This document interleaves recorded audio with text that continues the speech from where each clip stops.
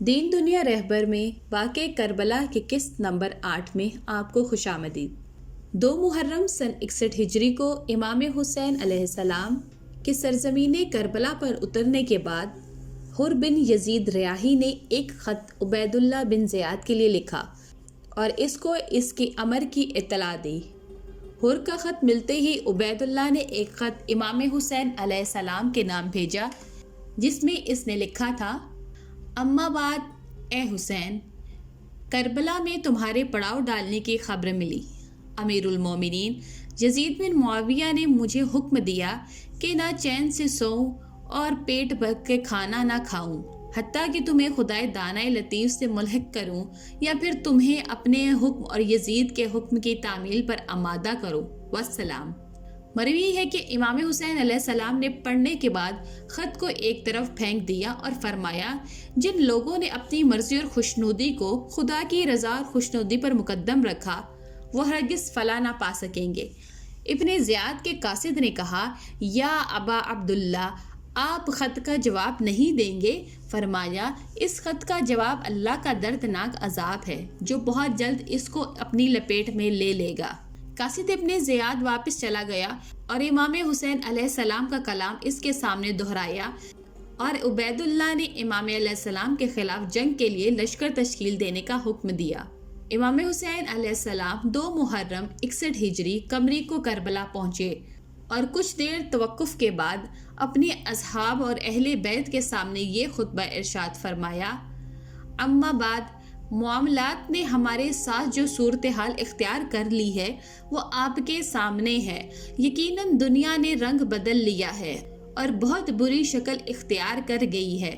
اس کی بھلائیوں نے منہ پھیر لیا ہے اور نیکیاں ختم ہو گئی ہیں، اور اب اس میں اتنی ہی اچھائیاں باقی رہ گئی ہیں جتنی کسی برتن کی تہ میں باقی رہ جانے والا پانی۔ اب زندگی ایسی ہی ذلت آمیز اور پست ہو گئی ہے جیسا کہ کوئی سنگلاخ اور چٹیل میدان۔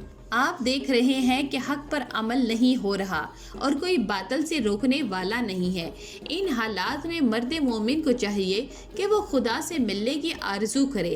میں جانبازی اور شجاعت کی موت کو ایک سعادت سمجھتا ہوں، اور ظالموں کے ساتھ زندگی گزارنا میرے نزدیک ذلت اور حقارت ہے۔ لوگ دنیا کے غلام ہیں اور دین صرف ان کی زبانوں پہ رہتا ہے۔ یہ بس اس وقت تک دین کے حامی ہیں جب تک ان کی زندگی آرام اور آسائش سے گزرے، اور جب امتحان میں ڈالے جائیں تو دیندار بہت کم رہ جاتے ہیں۔ ابو مخفف کے مطابق حسین کی فوج کی تعداد 32 گھڑ سوار اور 40 پیادہ فوج تھی، اور محمد باقر کے مطابق یہ 45 گھڑ سوار اور 100 پیادہ تھے۔ انہوں نے حسین ظہیر بن قین کو دائیں بازو کا کمانڈر اور حبیب ابن مظہر کو بائیں بازو کا کمانڈر مقرر کیا۔ انہوں نے سپاہ کا وسط بھی اپنے بھائی عباس کے حوالے کیا۔ ابن زیاد کے بھیجے گئے فوجیوں کی تعداد کا تخمینہ مختلف ذرائع میں کم از کم 4000 اور کچھ اطلاعات میں 80,000 تک ہے۔ کربلا میں امام حسین علیہ السلام کے آنے کے بعد ابن زیاد نے کوفیوں کو مسجد میں جمع کیا اور ان کے بزرگوں کے درمیان میں یزید کے بھیجے گئے تحفے تقسیم کیے، جو 4000 دینار اور 2 لاکھ درہم تک تھے، اور انہیں دعوت دی کہ کربلا جا کر امام حسین علیہ السلام کے خلاف جنگ میں عمر سعد کی مدد کریں۔ ابن زیاد نے کوفہ کی کارگزاری عمرو بن حریث کے سپرد کر دی اور خود نخیلہ میں خیمے لگا کر بیٹھ گیا اور لوگوں کو بھی نخیلہ پہنچنے پر مجبور کیا، اور کوفیوں کو کربلا جا کر امام حسین علیہ السلام سے جا ملنے سے باز رکھنے کی غرض سے پل کوفہ پر قبضہ کیا اور کسی کو بھی اس پل سے نہیں گزرنے دیا۔ ابن زیاد نے حسین بن نمیر کو 4000 کے لشکر کے ساتھ قادسیہ سے نخیلہ بلوایا۔ ابن زیاد نے محمد بن اشس بن قیس کندی، کثیر بن شہاب اور قاقہ بن سوید کو بھی حکم دیا کہ لوگوں کو ابو عبداللہ الحسین علیہ السلام کے ساتھ جنگ کرنے کے لیے تیار کریں۔ ابن زیاد نے سوید بن عبد الرحمن منکری کو چند سوار دے کر کوفہ میں تحقیق کر کے ان لوگوں کو سراغ لگانے اور اپنے پاس لانے کا حتف دیا۔